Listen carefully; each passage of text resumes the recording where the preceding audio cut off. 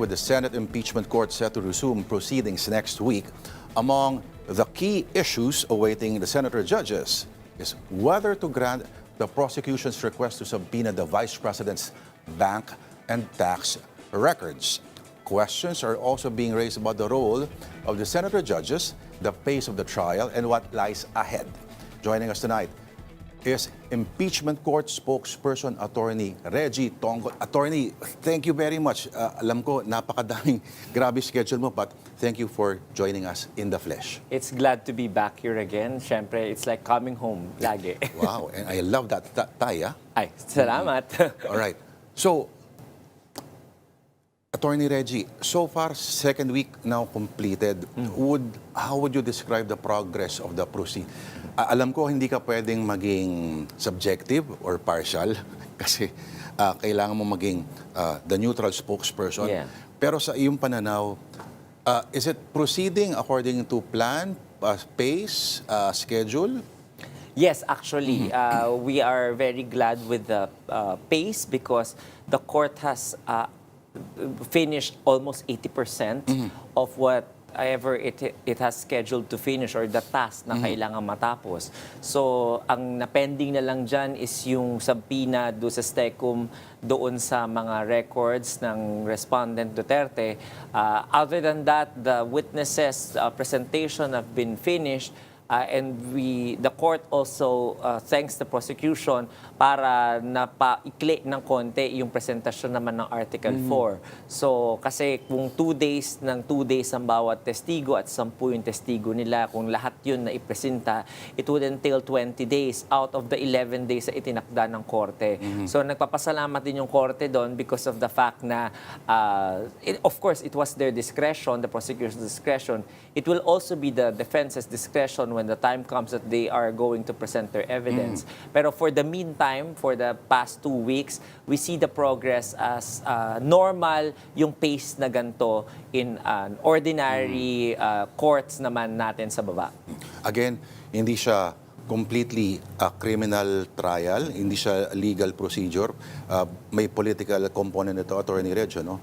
Pero ang dating commonly sa isang regular na korte, if you pull out witnesses, naalala ko no, si Miriam Defensor Santiago went ballistic no, nung wini-withdraw na ng prosecution yung hindi lang ebidensya, hindi lang witnesses, pero yung articles of impeachment mismo, she went ballistic. Anong dating ito ba ay mukhang na-appreciate pa ito ng korte na, okay, kasi feeling din namin ay na kung ako'y abogado ng prosecution, na-prove ko na yung punto ko, wag ko nga lang sabihin, baka magalit yung defense. Okay. Ano ang dating na biglang nag-withdraw ka ng nakaschedule na? Ako, we cannot come into a conclusion kung ano talaga yung motibo talaga nila because, syempre, total prerogative yun ng bawat parties to do that, to either add or to subtract evidence because it's a matter of strategy on the part of the counsels.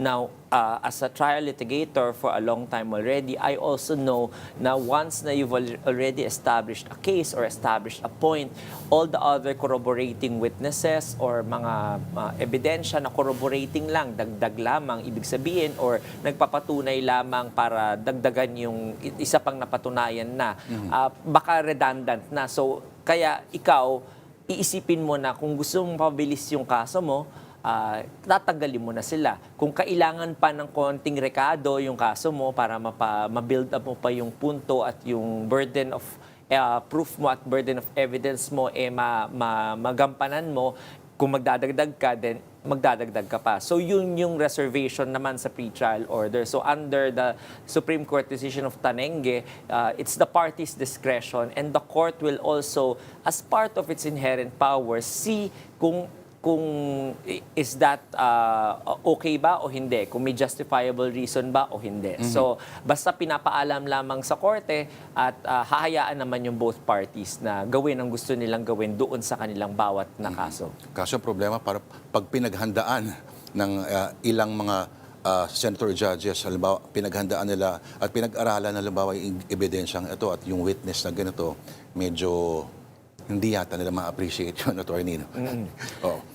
Pero, okay, attorney, napakaraming issue dito at Sa Monday ba, aasahan lang natin purely, focus lang talaga doon sa pagdinig sa mga defense at prosecution doon sa mga ebidensya, yung para sa Article 1? Tama ka dyan, no? Hindi sa Article 1 pa yung sa Lunes. Ay, sorry. For the Article 2. Kasi yung Tama, subpoena do sa STECUM sa Anti-Money Laundering Council, at saka sa BIR, at saka dun sa mga banks, doon sa mga accounts ni Vice President Duterte, at saka nung asawa niya, at yung 22 na mga businesses, corporations daw na allegedly na may interest siya, yun ay nakatuon pa doon sa pagpepresenta ng ebidensya ng prosecution sa Article 2, doon sa accumulation of wealth, no? So, yung issue na tatalakayin sa Lunes ay yung continuation nung argumento ng parehong prosecution at saka nung depensa nung kanilang mga legal positions na inilahad nila doon sa memorandum at saka sa oral arguments nila. So, the senator judges will have to ask questions to the parties katulad na nakikita natin in the Supreme Court oral arguments to help them clarify certain legal nuances about the matter and then certain facts about the matter. And then also we will see the senator judges trying to convince the other senator judges about their positions. So makikita ka rin ng konting pagde-deliberate doon, tsaka debate from senator judges because of the deliberative process ng isang collegial judicial body. And, At nakikita lang natin to dahil merong camera na nakatutok. But in ordinary board of directors meetings at saka mga Supreme Court deliberations, hindi na natin nakikita yung kasi closed door na. Pero dito, it's all for us to see. At ang sinusubukang sagutin na tanong ay, ang sinusubukang isettle na tanong ay, kung dapat bang I-issue yung subpoena do sa STECUM, sa BIR, tsaka sa Anti-Money Laundering Council, tsaka sa mga bangko. and this will be put into a vote? Hindi natin alam kung ano yung gusto ng presiding officer because ayon sa Rule 6 nung Senate Rules on Impeachment, he has two choices. One, to resolve it by himself. And then when a senator tries to appeal the resolution, the appeal will be put to a vote if to overrule the resolution or not. Kung majority yung makuha ng appeal, then the resolution of the presiding officer will be overruled. But if the vote is not for the appeal, then the resolution of the presiding officer stands. And then the second option of the presiding officer is to throw to the body the direction and the decision or the resolution for that motion. So doon magkakaroon din ng botohan pero hindi na yung pwedeng i-appeal kasi yun na yung final vote for that. At ito ay sa isang ano pa lamang, isang bahagi lang. Ito, may mga, I heard you sa interviews earlier, sinabi, kung bakit ang aga-aga ngayon pinag-uusapan to? Kasi komplikado raw at napakarami. Kaya, kumbaga, is lead time ba? Tama ba ang pagkakaintindi ko? Tama ka, kasi yung mga legal issues at saka factual issues na ni-raise ng prosecution at ng depensa sa kanilang mga memorandum, medyo malalim-lalim na pag-aaral ang kinakailangan for the senator judges. For us lawyers, it's already confusing enough. Especially doon sa mga tao na wala namang legal background at una pa lang nilang mauusisa yung mga gantong mga klaseng conflict in the application of laws. So, nakita ninyo nung oral arguments ng prosecution at depensa, napakaganda nung pareho nilang arguments na parang hindi mo ma-decipher sino ba talaga yung nakapuntos doon. It's because of the very nuanced legal arguments talaga na specific sa bawat, hindi lang sa bawat motion, sa bawat dokumento pa. Kasi kunwari, sa isang dokumento, kunwari yung mga income tax returns. Lahat ba ng income tax returns na hinihingi, bibigay mo o ipapasapina mo o hindi? So yun yung kailangan tingnan ng korte. Kung dun pa sa 2007 tsaka hanggang 2024 na income tax return, isasama ba yon o hindi isasama yon? Or yung 2025 onwards lang yung isasama? So ano ba talaga yung gagawin sa bawat punto na yon? Kasi iba-ibang batas na nag-a-apply. Meron dyan yung tax code natin, andyan din yung Data Privacy Act, kasi sinabi rin yun ng depensa na protection sa kanilang confidentiality at privacy, at nandyan din yung konstitusyon, andyan din yung mga Supreme Court decisions, andyan din yung corporation code, because the subpoena also entails deciding on whether a subpoena should be issued para dun sa mga bank accounts at saka dun sa tax records ng mga 22 business corporations daw connected with the Vice President. So those things medyo hindi kakayanin ng... Feeling ko kulang isang araw. Oo, kukulangin talaga. So, Pero Attorney Reg, mas madali ba buhay nila kung may specific lang silang gustong kunin? Kung mas particular, kasi tinatawag na fishing expedition kasi parang in the hopes na may iba pang makakalkal. Medyo delikado nga naman yun.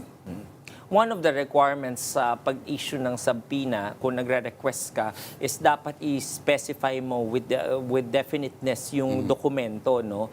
At saka may relevance siya doon sa gusto mong i-prove at saka doon sa kaso mo, no? So, kunwari, kinukuha niya tong ang mga dokumento na to para sa Article 4, walang connection, so hindi siya relevant. Kung kukuhanin mo tong mga dokumento na to for Article 2, pwede, relevant siya. Pero ngayon, definite ba siya? So yun yung kailangan tingnan. Meaning, nakasaad ba doon yung specific na dokumento na kinakailangan? Kasi meron tayong sinasabing very general, kunwari, no? May mga desisyon na yung Korte Suprema na ang general, ano ba ang general?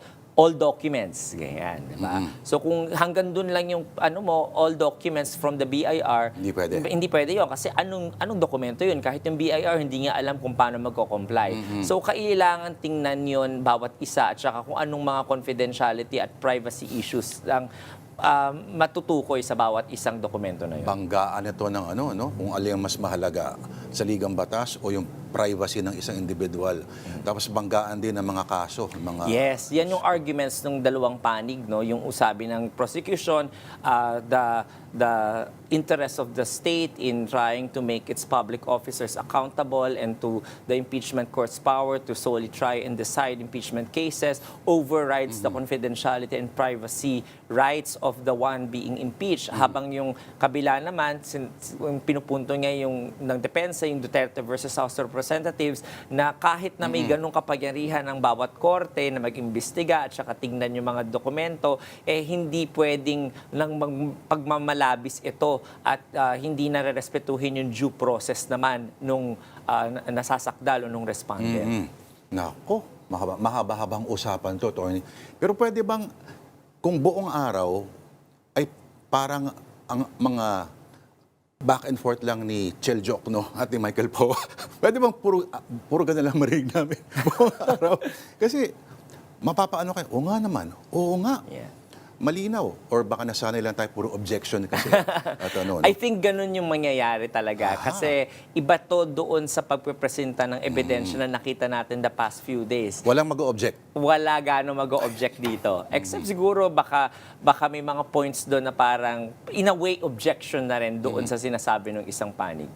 Meron ba mga senator judges na pwedeng patayan ng mikropono pag palapit na sila? Hindi ba kailangan sagutin yan? Pero ito, tatanong ko sa iyo to, no?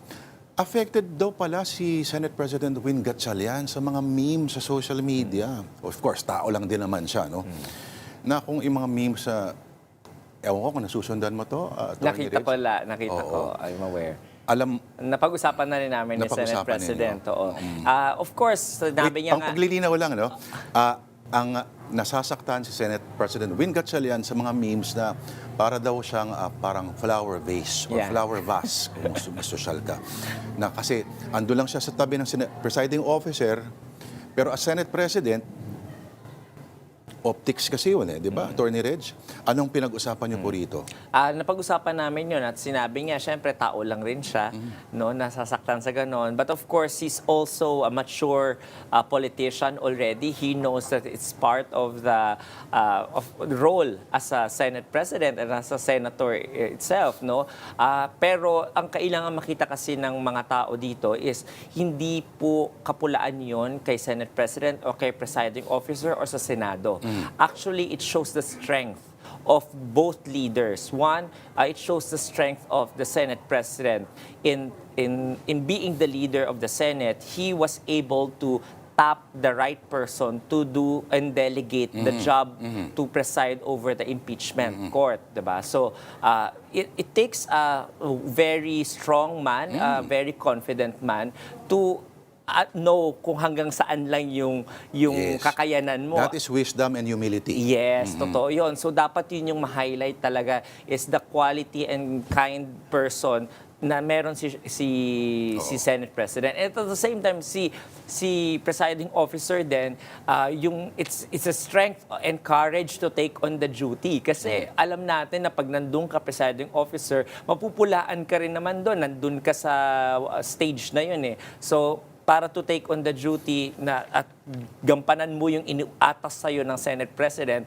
is at nung mayorya, isang ano rin yun, kalakasan din ng strength of character ng parehong leaders. So far, matataas ang mga scores na binibigay sa kanya ng mga observers. Oo, ang tawag din nila, redemption campaign.